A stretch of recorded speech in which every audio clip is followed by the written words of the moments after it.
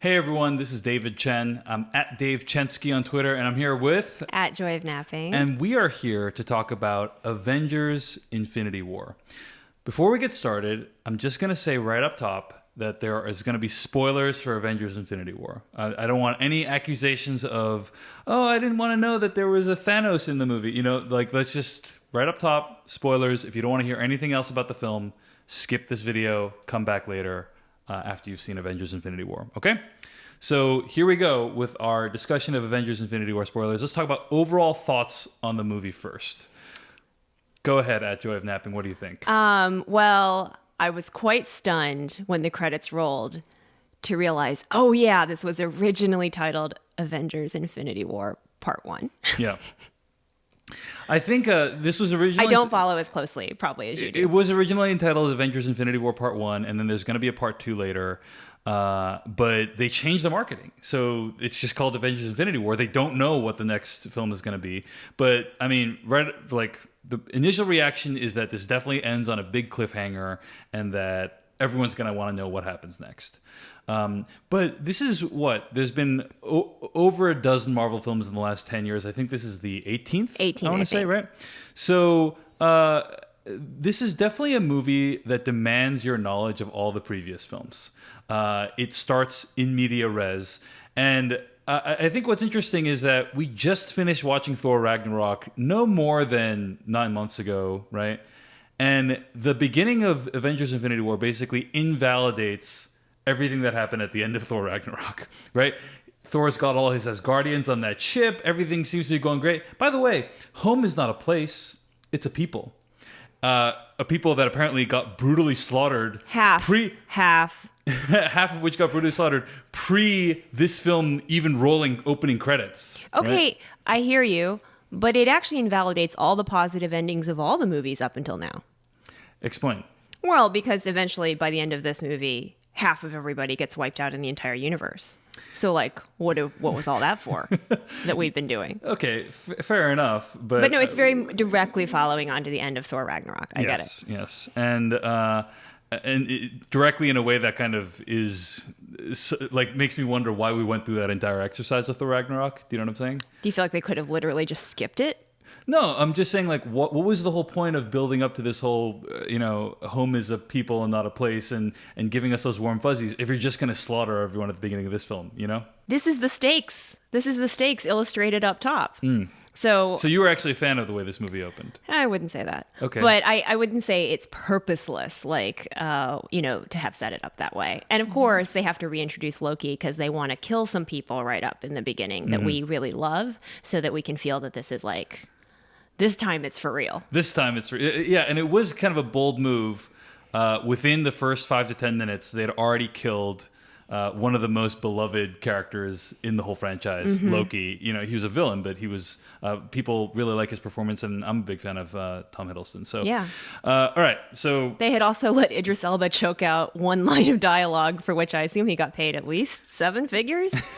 Bold opening, and then we're off to all these characters colliding. Now, one thing this movie does really well, in my opinion, is it groups the characters together. Right? There's no time for every character to have their own arc, so it kind of combines them in somewhat interesting ways. You know, you get Stephen Strange and Tony Stark meeting, which is kind of weird because those characters have basically the same arc in those films, right? Like Doctor Strange and Iron Man are basically the same arc.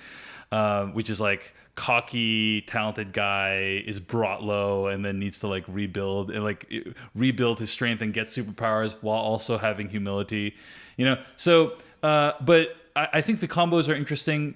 Star-Lord and Thor and so on and so forth. I actually liked seeing these characters bounce off each other because all of them have already had movies to establish them, and so the interpersonal dynamics really worked for me. How about you? Yeah, I feel like there was a Manhattan crew. Yeah. So Spider-Man, is firmly maybe like New York, maybe not Manhattan. I think he might be from one of the outer Brooklyn. boroughs. Yeah. And then the people that you think are right outside New York at that Avengers sort of compound, actually, it turns out, are all with like Captain America ultimately in Europe/Africa. And then there's like a sort of space group, which is like Thor and the Guardians, right? Yeah.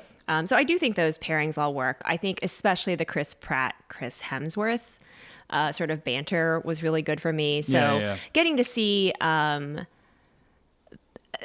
be fair, some of the Avengers have much more pronounced personalities than others. And so getting to see some of the stronger personalities interact, I thought was really fun. Yeah, agreed. So Thanos. This movie could basically be called Thanos, in my opinion. Like, what I mean is, or Thanos Infinity War, right? It's basically an origin story for Thanos, like quasi-origin story for Thanos, while also serving as a movie where all these Avengers figures go up against him, right? And so what did you think of Thanos as played by Josh Brolin? Did you like him as a villain? Did you feel he was well established? Okay, let's start with the physicality of Thanos. I don't know if you know that because you try to stay spoiler free, when we go see movies, he will like cover his head or just leave the theater entirely during the previews. Some people felt in the early trailers that Thanos looked kind of ridiculous from a CG perspective. I thought he was okay. I thought it worked. It worked, like the physicality of Thanos, and I think they struck a really nice balance. He felt like he was extremely powerful, but also theoretically defeatable. And, interesting. And I think that's like a tough balance to strike, and I think the movie really struck it well. And do you think that's because you would see him get like a little injured? Yeah, you'd see him get injured. You'd see him get it's like one Avenger couldn't take him down, but maybe 5 could. Okay, you know what I'm saying? Yeah. I think Thanos like maybe doesn't fully understand like how labor economics works, but I feel like at least he had a philosophy. Thanos' whole plan is to exterminate half of the universe's population, because his belief is that there's too many people in the world, and we're going to burn out all of our resources, and it's going to completely destroy everything and be cataclysmic. And so the only solution is arbitrarily choosing half as the people who we should eliminate, and that's Thanos' whole plan. Right? Yeah. Now, as you point out, it doesn't feel super thought through. Yeah. Like, why half? Why not like 17%? Yeah, like some planets feel probably underpopulated, and some planets are even more overpopulated and need to be taken down by 90%. Right. So it just feels like 50% is arbitrary. If you could really have so many Infinity Stones and just like snap your fingers, couldn't you snap your fingers with a more complicated wish? Like, I would like balance ecologically in the universe. Yeah. Do with that what you want. Yep. So that's a challenge. And then I think you also pointed out that like, if you wiped out half the population, you might have half the resources, or you wouldn't have like 100% of the resources. Someone's got to like bring the corn in from the fields, right? So like if half the people are gone, some of that corn is just going to rot in the fields. It's not like the resources just distribute themselves. But putting aside the scientific accuracy of Thanos' plan, at least they gave him a plan, right? No, he had, compared to most other villains, he wasn't as good as Killmonger for me, but like he still had a relatively rich inner life and backstory. A surprisingly solid Marvel villain, especially given how little of him we've seen in the previous films. Right. And the little we've seen has been pretty cartoonish. I mean, we've seen like glimpses in post-credit scenes and stuff like that. But they took this character who could have been absolutely ridiculous and made him believable, and not necessarily someone you root for, but at least someone who you understand why someone could be driven to that kind of insanity and think that what he's doing is a noble task. One thing we did discuss as we were leaving the theater is, man, Thanos had an eventful day. I mean, prior to Avengers Infinity War, it's been 10 years since Iron Man 1. And in that time, he got 1 Infinity Stone, right? Which I think was on Nova, and I think you don't even see him get it, actually. It's off screen. Okay. And we might see it explored in a future film. But yeah, in that time, he's got 1 Infinity Stone, and then he gets the remaining 5 in like 48 hours. I think he got the second one already. Oh, no, the second one was at the first scene of this film. Right. Was it? Or I thought that was the third. Whatever. He got 4 to 5 additional stones in what felt like maximum 72 hours. Yes, that's right. And so, like, what has he been doing all this time? What was he doing this whole time? What was he doing for the last 10 years? Right. Also, I would definitely get the time stone first. or the reality stone. Some of these stones seem way cooler than others. I think what's very odd, yeah, exactly, is like the way the stones are divided is a little weird. It's like reality and time, and it's like some of them feel really overpowered, and some of them he doesn't seem to use at all. So it feels like it should. Yeah, they definitely yada yada a few of the stones, like it's the bro stone, you know, and we're not going to come back to that and even show you what it does. I agree with you that there are a lot of questions about the stones, how they work, how the Infinity Gauntlet works, and so on. But anyway, none of that is super important in the broader scheme of things. We're just kind of picking a few nits. Overall, how did the movie land for you? Like, the movie comes to an end, and basically you discover that Thanos has wiped out half of the beings in the universe, apparently, right? And what was your experience of watching that? So I think you asked a couple questions in there. One was overall, how did the movie land for me? And I thought it was fine. I thought it was, for me personally, very middle of the pack Marvel. But certainly not. Like, I was expecting to really not like this film because why is that? Because I liked Avengers. Right. I did not like Avengers: Age of Ultron at all. Okay. I thought there's just too many characters, and I didn't understand what they were trying to do with Ultron. Like, Ultron as a villain just does not register for me. Even thinking like. I found it very confusing. I struggle to remember characteristics about Ultron, and then Ultron turning into Vision, like it's just very weird. It's all very weird. I thought it was poor storytelling. Yeah. Right. And here you have a dozen extra characters than there were in Avengers: Age of Ultron. So I thought this whole thing is just going to be completely incomprehensible. It's going to be people showing up and saying things and doing things, and no one even cares. And it is a lot of that. Like, they do speed through a ton of plot points really quickly. But overall, I think the movie really worked for me. I think that everyone, like, some characters are wasted, right? I thought they were going to do a lot more with Bucky Barnes, the Winter Soldier. Yeah. Like, he's just given nothing to do. Yeah.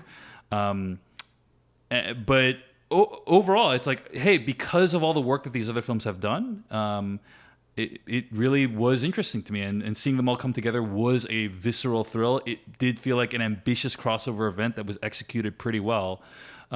So I liked it. Now, so it was maybe like top third Marvel. I would say bottom of the top third, top of the second third. You know what I mean? Like, it's pretty solid. But yeah, there are a lot of problems. Yeah. And one of them is the ending. So let's talk about that ending right now.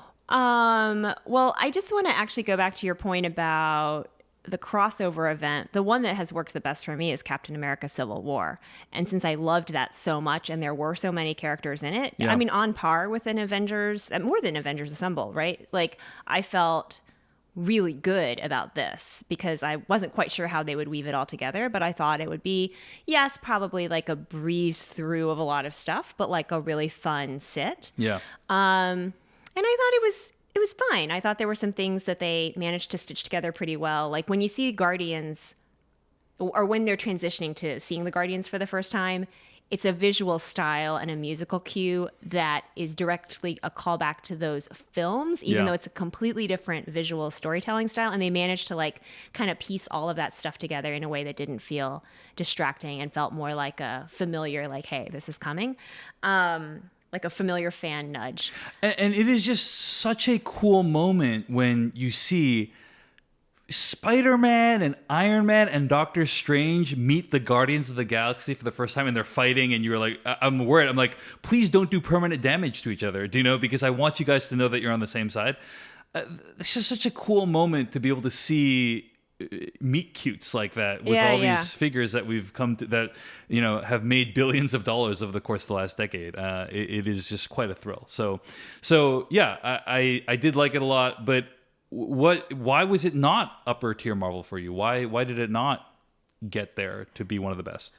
Yeah, I mean, I think I pretty much knew he was either going to get all the Infinity Stones or get all but one, right? Yeah, so it's predictable in some ways. Yeah, like I know where we're headed. Okay. The fact that he throws his daughter off a cliff, like just nothing had any emotional impact for me. Like Chris Hemsworth gives this like tearjerker speech midway through. I was affected by that. I was not. Maybe I'm made of stone. Yeah, I mean, Thanos throws his daughter off a cliff. Thor is like opening his heart and like puts himself in the path of a dying star, and you know, none of that made an impact on you, huh? No. Also, Loki dying. I actually hate Loki. I'm one of the few people that finds him so lugubrious. Is that how you say that word? Sure. And over the top. Like he's like acting with a capital A. I just can't take him. I So see. I was glad to see him die. Basically, just nothing felt like terribly important to me.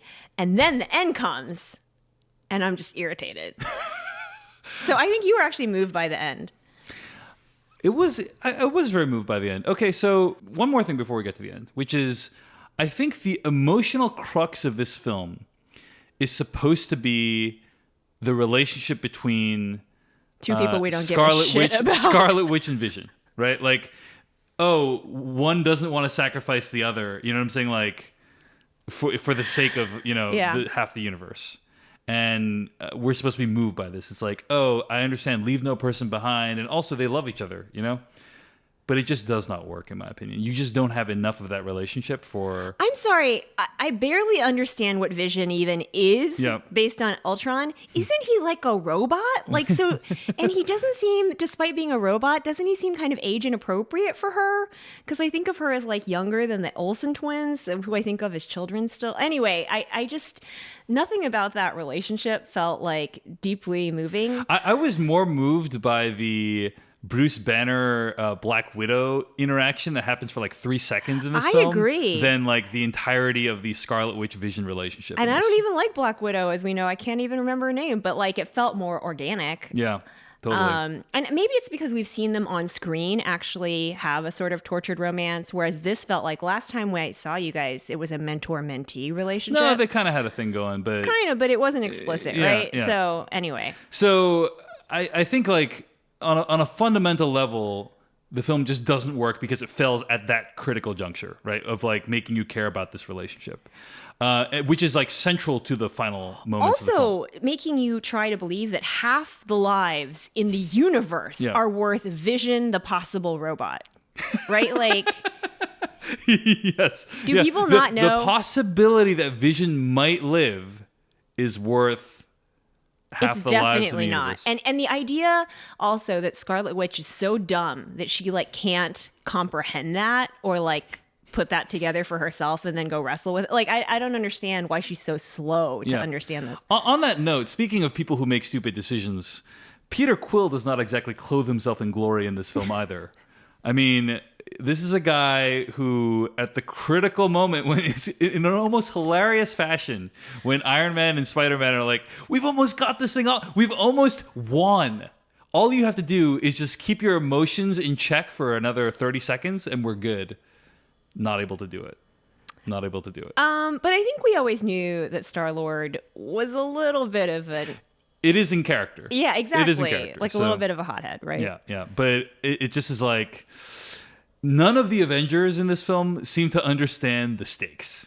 You know what I mean? Like, the audience understands the stakes more than the characters, and that's not a place you want to be from a storytelling perspective. Aren't the Avengers like they're not a military force, but they're like a hero force. They should have thought through. Anyway, it's like no one is even asking the question. In Captain America Civil War, they had a debate about it. Like, should we be under control of the Sokovia Accords and whatever? And like, some people think yes, some people think no. Right. They don't even have a conversation about whether we should kill Vision to potentially save half the universe. Well, there's also an extremely dissatisfying bit of dialogue where Captain America, someone says, who is it that says to Captain America, but weren't you willing to sacrifice your life in a war? He's like, that was different because I had a choice or something like that. Yeah, and I'm like, is it? Like, could we expound on that further? It was pretty bad. So, okay, so then finally, because of the increasingly terrible decisions of the Avengers, Thanos gets all the stones at the end, right? Well, we don't know it's a terrible decision because I think that Doctor Strange has seen all possible futures, and it turns out that I would have really liked for Doctor Strange to have seen all possible futures earlier. Like, it seems like he might have had some downtime, like in that spaceship or something, to be doing that. But instead, he had to do it at a climactic moment. So fine. So the idea is Doctor Strange has seen the future, and he sees that the only way to win is if Doctor Strange, gives Thanos the Time Infinity Yes. Stone, right? And your interpretation of that is actually that it's not that he has to give him the Time Infinity Stone, but that Iron Man needs to be saved. Yes. That somehow Iron Man is going to be crucial to them eventually winning at the end. And my interpretation is that actually Thanos needs to be able to destroy half the universe. Okay, sure. So Maybe both are true, right? So, but let's talk about the ending. Like, what was your experience of the ending? Because you were very irritated by it, right? yes, I do not enjoy, if they're going to kill half the people, I actually thought the way they showed it with the sort of dissolving into almost like ash before people just completely vanish was actually really cool. It was beautiful. And here's what was amazing about it is the people don't seem to be in pain, right? Yeah. They seem to just be like vanishing and like they're more upset by the fact that they're vanishing than they are in pain from the vanishing, right? Yes. And that's just a really like it almost increases the horror because Sure. there's no You know pain. what else It's like increases the horror? existential, yeah. That for some reason they vanish one by one. They vanish in sequence and apparently at differing rates. Yes, because Spider-Man takes a really long time to He vanish. takes a pretty Like long he time to really vanish. knows what's It happening. takes a good like 30 seconds yeah. to vanish. You know who deserved that speech? It's Black Panther. Because I was much more upset about Black Panther. Black Panther practically vanishes off screen. I feel like his hand is reaching out. His arm, like you don't see a full Black body Panther's dissolve, arm, and at then- least in my memory of it. Yeah. I thought the ending was both a bold choice and also very frustrating. I thought it was a bold choice because at the end of this movie, half the universe is wiped out, and I don't think anyone saw that coming. Maybe some people knew Avengers Infinity War Part 2 is going to be out next year, and it might be kind of a cliffhanger, but I don't think anyone predicted this, right? And it is such a shocking moment. Like, the entire audience is stunned, right? And no one got up to go, take a piss or, get food or whatever after. Like, everyone just sat there through the credits for like more scraps from the table of Marvel to please tell us what's coming next, right? And that's just awesome to be in a theater for an experience that is that potent. So on the one hand, very bold decision and like, wow, your big tentpole release for 2018, you're going to end it on a massive downer. Like, that's just like a bold decision. So I admire the audacity of that. But here's why I was very frustrated by it is because...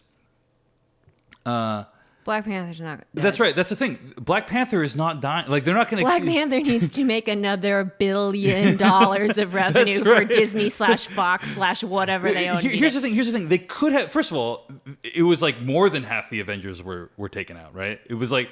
It felt like 60%. It felt like 60% of the Avengers were taken. So it would be one thing if they eliminated all like the non-crucial Avengers, right? Like if it was like Mantis was taken out, Yeah. and like one of the people in the Black Panther army was taken. Like basically that half of the people that like might not be headliners were taken out, and then it's like, wow, maybe they actually just killed those people. Yeah.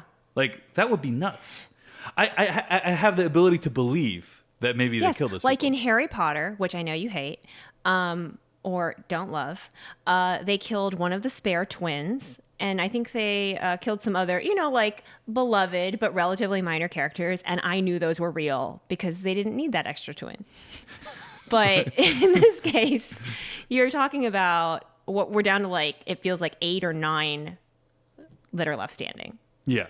Yeah, and there's just no way those people are going to stay dead. I think John Oliver made a good point. I listened to his podcast one time, but it's like in some of these countries that are run by dictators, right? You have 93% of the vote going for one candidate. And it's like, that's really going over the top. To make it believable, Yeah. you need to only have like 55% of the vote or something like that. Or 70, That yeah. is how you rig an election. Yeah. And these guys went too far with the deaths at the end of this movie. I think like if they had killed like some subset of the Avengers that was believable, it's like, whoa, like maybe those people will stay dead. Right, but they right. just killed so many people that all those people are going to come back. Do Or you at least- think if they had known the box office success of Black Panther, they would have left Black they would Panther have alive? they would have rewrote Infinity War so that Black Panther didn't die.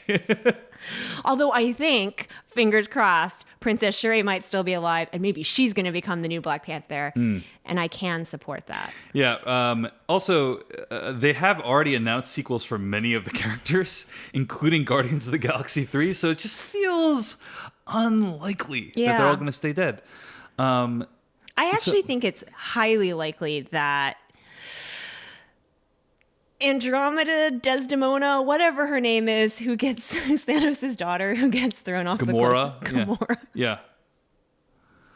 The Gamora's coming back too. Gamora's coming back. I mean, maybe Loki's coming back. Like they might undo everything. And I think that's one of the problems is like when you've inflicted this much damage, like, and you need to undo it all.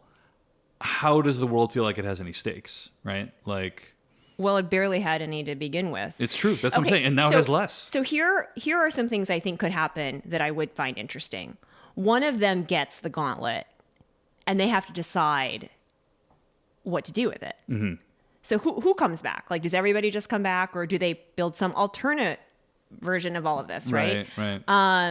I also think it's an interesting choice that they had Thanos basically, like, they show his retirement home. He's like just stepping out there onto the porch, just chilling, gazing into the sun, hanging out, life's work done. I actually think they're probably setting up an existential crisis for Thanos in which he potentially himself brings people back. He's like, this is so boring. I liked it much better when we were fighting each other. Right? Or I don't know, something.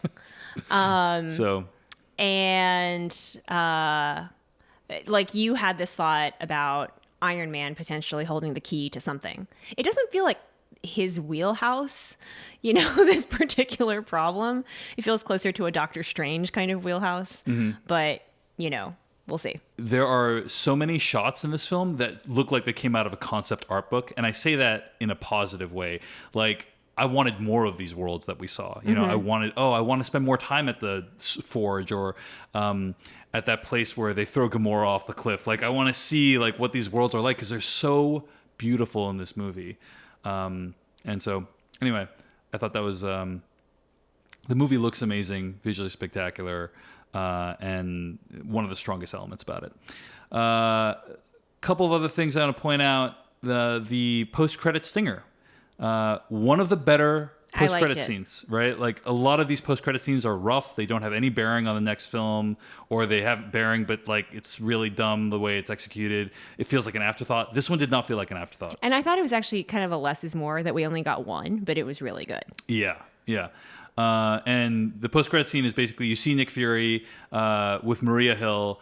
There's a passing reference to Jeremy Renner's character, I believe, when they're in the car. They're talking about his character and how they interesting. And also, anyway, Nick Fury dissolves, but before he does that, he's able to call Captain Marvel. There is a Captain Marvel film coming out. Brie Larson plays Captain Marvel.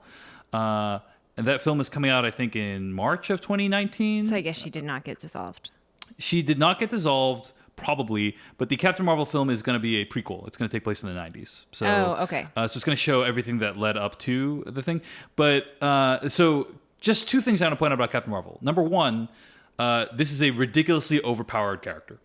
Like, she can like shoot energy beams out of her fists, and probably will be able to like manipulate time in some degree. Like, who knows what crazy stuff they're gonna have her do, but she's gonna probably be critical to overcoming Thanos, is my guess. Okay. Right? Okay. But in the comics, she has a ton of powers, and Kevin Feige, who's kind of in charge of the Marvel Universe, has said that she is the most powerful character ever introduced. Oh, wow. So that they've introduced in any film thus far. So looking forward to seeing what they're going to do with her. At the same time, it's kind of like, so in none of the... Where's she been? Yeah, in none of the world catastrophic disasters that have happened in the last 10 years, like, Nick Fury didn't want to page Captain Marvel for any of those. Like, when New York was being attacked by the Chitauri, what was going on with that? When they said Jeremy Renner has like decided to really peace out and have family time, I was like, that's okay, because his special power is that he can shoot an arrow pretty well, and like I'm okay leaving that on the sidelines, know. But Ant-Man could have been more useful. I feel like this sounds insanely helpful. Captain Marvel, you mean? Yeah. So I think that'll be pretty critical. Overall, I had a great time. You didn't have as good of a time. It was fine. I had a fine time. I think just the ambition, the big choices that they made, make this a movie that I just feel really fortunate to have been in the theater one of the first audiences to have seen the film. It was really special, and so hopefully you enjoyed this talk. And thanks for watching this video. Tune in for the next one. Subscribe if you liked it, and find this person at Joy of Napping on Twitter. I'm at Dave Chensky on Twitter and YouTube. And tune in for my full review of this film at /filmcast.com. Thanks for watching. We'll see you in the next one.